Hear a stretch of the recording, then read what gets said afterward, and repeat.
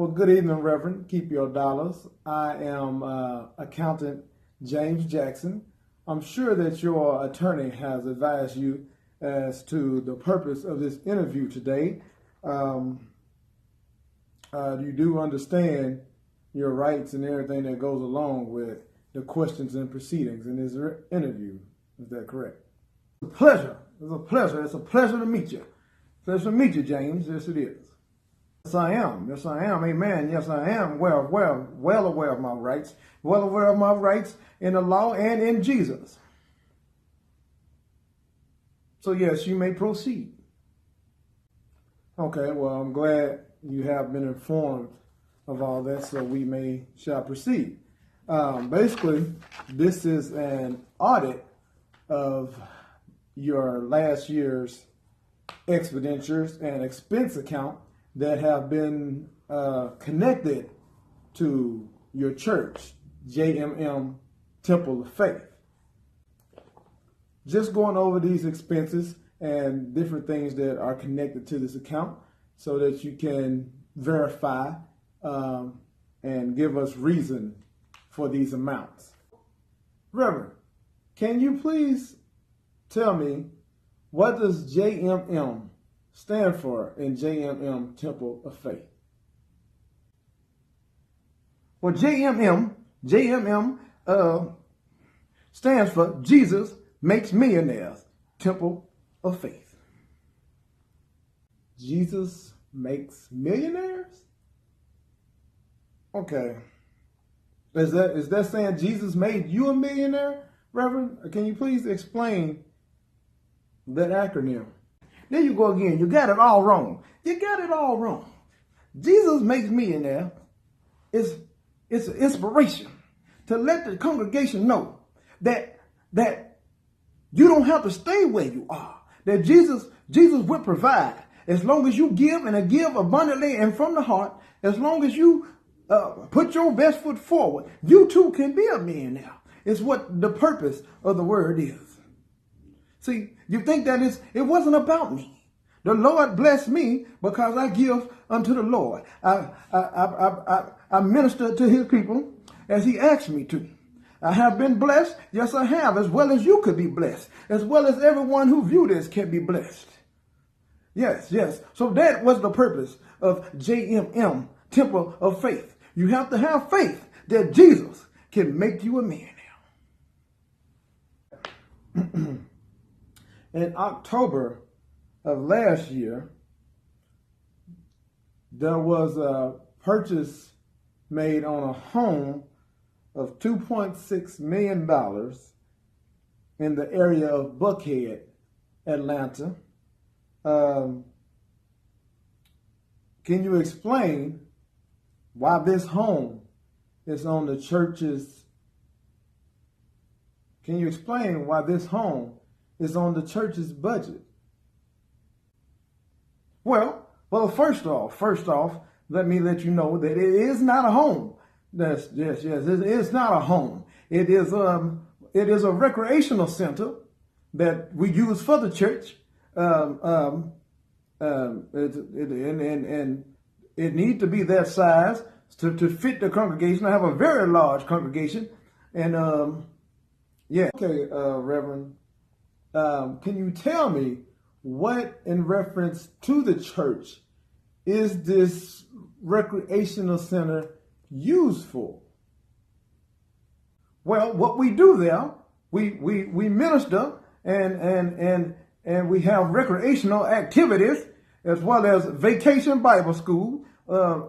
We invite people over in a comfortable environment to make them feel good and to teach the things and to teach life skills. Jesus, thank you. We need to be in a good environment. Something for the kids to come over, the recreational and whatnot. And it's also used to house some of the brethren when they have fallen on bad times. We will allow them to stay over in the recreational center. They need somewhere to if they come in, and when I have high-end clients, when I have high-end members, coming to join and to my church and doing business, then I allow them to stay there rather than have to worry about a hotel and everything. I need them to be comfortable. It's a 5-star type establishment, recreational center, and that's what it's for. I can house several people there. It's not a home, as I stated. It is a recreational center. Retreats and everything. Okay. So you feel like that was a smart investment with the church's money? Well, I'm also showing payments on 3 different vehicles. One for $700 a month on a Maybach. That's a Bentley, correct? Okay. $650 a month on a 2016 Range Rover, and $725 a month on a Maserati. All coming out of the church's expense account. Reverend, keep your dollars. Can you explain those? Yes, I do own a Maybach, and it is a Mercedes, not a Bentley. Maybach, Mercedes makes the Maybach.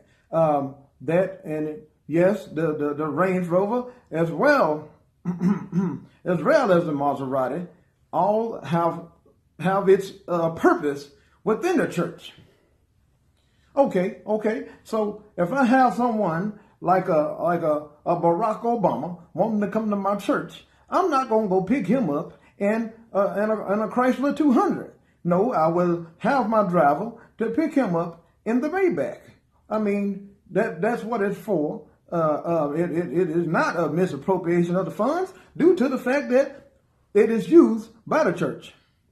And as well as the Range Rover, more people can ride in that when you're going to and from services. Again, it is for high-end members or visitors to our church. Sometimes we have TD Jakes come in, and if I came to Texas to visit TD Jakes' church, I would expect for him to greet me in a fine fashion as well. So I do the same. I mean, the things that we do, it's for the church. Well, Reverend, can you explain these charges of Louis Vuitton clothing and Hugo Boss suits, Versace, all these high-end clothing apparel charged off in JM? What is the purpose of that?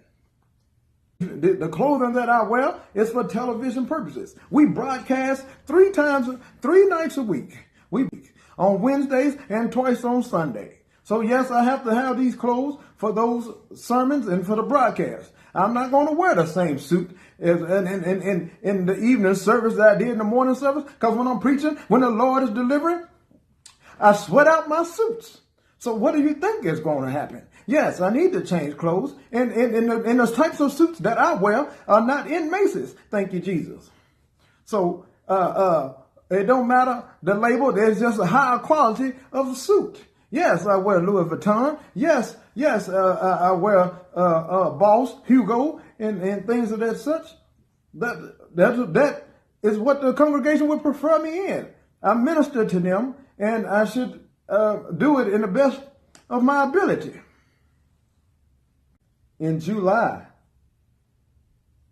there was a trip made to Miami where flights as well as $10,000 for a beach home on South Beach. Can you explain that? Well, yes, I did visit Miami. When I travel, I'm not traveling alone. I have several people in the congregation with me, the deacons and visitors and everything. So when we go to Miami, we need enough room so that when I'm putting together my sermons and different things, we can be in a secluded area where I don't have to worry about being in a hotel and things of that fashion. I need, yes, we got a beach home. It was necessary, and that's what we did. So, I mean, I don't see a problem with that. Okay, for traveling and ministering. Okay, so you had to stay in a $10,000 beach home. And all these things were church related. Okay. Well, please explain this. Because I'm seeing where you charged $6,000 to the bar at King of Diamonds strip club. Say what? Yes. I mean, if that's what it says in the paperwork, then yes, that was the amount. It was necessary. There were a lot of big name people there that have gave abundantly to my church. So sometimes, yes, Jesus, the Lord tells you to give back. And that is what I was doing when I bought the bar that night. I bought the bar in KOD so people could enjoy the wines and spirits. And there was plenty of people that was there that watches my sermons and attend the church when they visit Atlanta, and that was there going to be there on Sunday morning at the guest speaking that I was doing in Miami. So what exactly would a reverend and a minister of your stature be doing at KOD establishment, at a strip club? Spending church money. How is that related to JMM? Well, I was there in the first place because there are so many lost souls that visit these establishments. That's more preachers need to get out there in the areas of where people that you need to reach out to. You don't just wait on the good people who are looking to come to church on Sunday. Sometimes you got to get out there amongst where the devil lurks and find the people that need to be in church. So yes, I spent about around $10,000 on the nice ladies out there that was dancing, and you know, that's what you do at a strip club. I wasn't indulging in anything of any type of manner, but yes, I was there to minister to these young women, to lay hands on them and make them feel that like they would let them know they would be accepted in the church. It don't matter what you do on Saturday night. The Lord will accept you on Sunday morning. Thank you, Jesus. There any more questions, sir? Well, Reverend, I think that about sums up this interview. I will be going over this case and talking to the other auditors to see where we go from here. And I do appreciate your time. I appreciate you for coming out too, nigga.